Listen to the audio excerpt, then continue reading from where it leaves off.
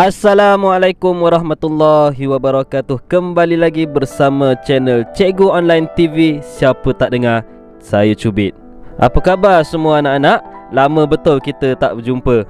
Diharap semua dalam keadaan sihat walafiat.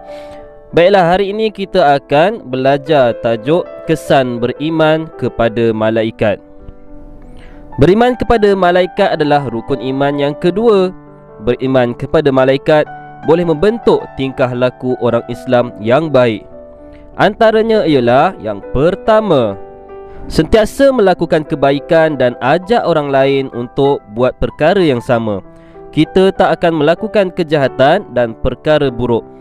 Yang kedua, membentuk diri jadi seorang Islam yang benar-benar berakhlak mulia. Itu adalah kesan beriman kepada malaikat. Seterusnya, yang ketiga, jadi seorang Islam yang teguh berpegang kepada ajaran Islam dan sentiasa taat kepada perintah Allah. Dan yang keempat, tidak melakukan keburukan dan perkara buruk kerana percaya bahawa malaikat sentiasa mengawasi. Sesungguhnya Allah Maha melihat apa yang kita lakukan, manakala malaikat pula ditugaskan mencatat setiap perbuatan kita, sama ada baik atau buruk. Jadi itulah dia kesan beriman kepada malaikat. Bila mana kita beriman kepada malaikat, kita percaya yang malaikat tu ada, maka kita akan sentiasa buat baik dan ajak orang lain untuk buat perkara yang sama juga, buat baik juga. Dan kesan beriman dengan malaikat ni juga akan bentukkan diri kita menjadi orang Islam yang betul-betul berakhlak mulia. Bila mana kita percaya adanya malaikat di sisi kita, maka kita akan sentiasa taat segala perintah Allah. Kita akan buat apa yang Allah suruh dan kita akan tinggalkan apa yang Allah larang.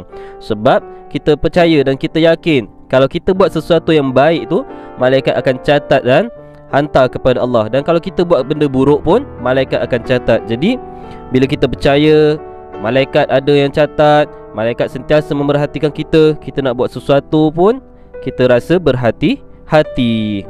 Dan kita juga tidak akan buat sebarang keburukan kalau kita betul-betul percaya kepada malaikat.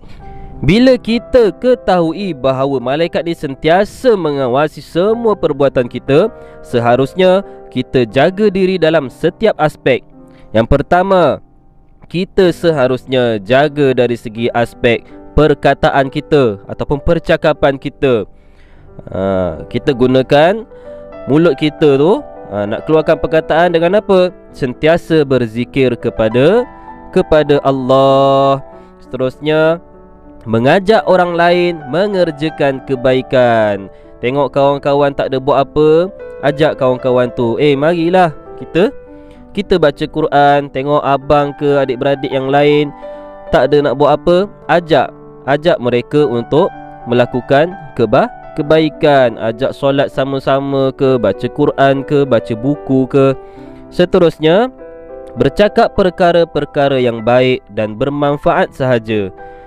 Bila kita tahu malaikat ni ada catat segala perbuatan kita, maka kita kena bercakap benda yang baik-baik dan bermanfaat. Kalau tak ada apa yang nak dicakapkan, lebih baik diam. Dan yang terakhir, doakan orang lain dengan doa yang baik. Seperti mana yang kita tahu, Allah akan makbulkan doa seseorang itu bila mana doanya doa yang baik-baik je. Kalau doa yang buruk, Allah makbulkan tak? Allah takkan makbulkan doa yang buruk-buruk. Kemudian kita seharusnya jaga dari segi perbuatan kita. Kalau dah percaya dan yakin adanya malaikat tu, kita kena jaga segala perbuatan kita. Pertama sekali, sentiasa taat kepada perintah Allah dan tinggalkan larangannya. Apa yang Allah suruh kita, apa yang Allah perintahkan dekat kita. Allah perintahkan kita untuk solat, Allah perintahkan kita untuk berpuasa, Allah perintahkan kita untuk dengar cakap ibu bapa kita. Dan apa yang Allah larang, Allah larang kita macam-macam. Jangan minum arak, jangan berzina, jangan menipu, jangan mencuri. Seterusnya, tekun dalam beribadah. Kena tekun dalam beribadah. Malaikat catat ni kita punya ibadah ni. Hari ni aku baca Quran, malaikat catat ni apa yang aku baca ni. Jadi kena tekun, kena betul-betul. Seterusnya, bersungguh-sungguh dalam melakukan apa sahaja pekerjaan. Tak kisahlah pekerjaan apa-apa, asalkan pekerjaan yang baik, kena bersungguh-sungguh. Tapi kalau pekerjaan yang tak baik tu, tinggalkan. Tak payahlah nak bersungguh-sungguh mencuri barang orang. Itu salah. Itu terang-terang malaikat akan catat apa? Keburukan kita.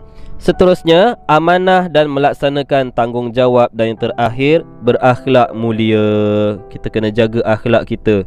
Kita kena jaga hati dan pemikiran kita. Pertama sekali, ikhlaslah dalam beribadah dan lakukan perkara kebaikan. Seterusnya, sabar dalam menghadapi dugaan hidup. Dalam kehidupan kita akan ada dugaan dan ujian. Jadi bila mana kita didatangi ujian dan dugaan daripada Allah Subhanahu Wa Taala, kita kena sabar.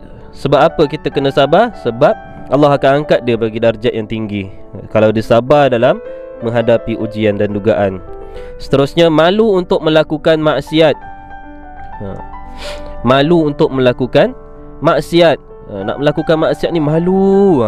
Nak mencuri malu. Bukan malu dengan kawan, bukan malu dengan cikgu, malu dengan Allah ni. Allah nampak. Malu dengan malaikat, malaikat nampak ni, malaikat nak catat ni. Maksiat ni adalah benda perkara yang mendatangkan dosa. Apa-apa perkara yang mendatangkan dosa, ia dipanggil maksiat. Yang terakhir, tidak mempunyai sebarang niat yang buruk.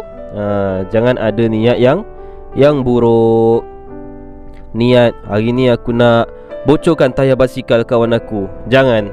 Walaupun awak tak buat selepas tu, tapi jangan sampai ada niat yang buruk.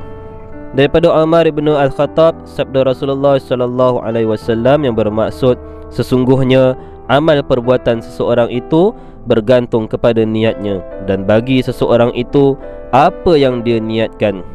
Jadi baiklah, untuk hari ini sampai sini saja dulu. Semoga apa yang Ustaz sampaikan ni memberi manfaat dan sama-sama dapat kita amalkan. Kita berjumpa pada episod dan pembelajaran akan datang, insya-Allah. Assalamualaikum warahmatullahi wabarakatuh.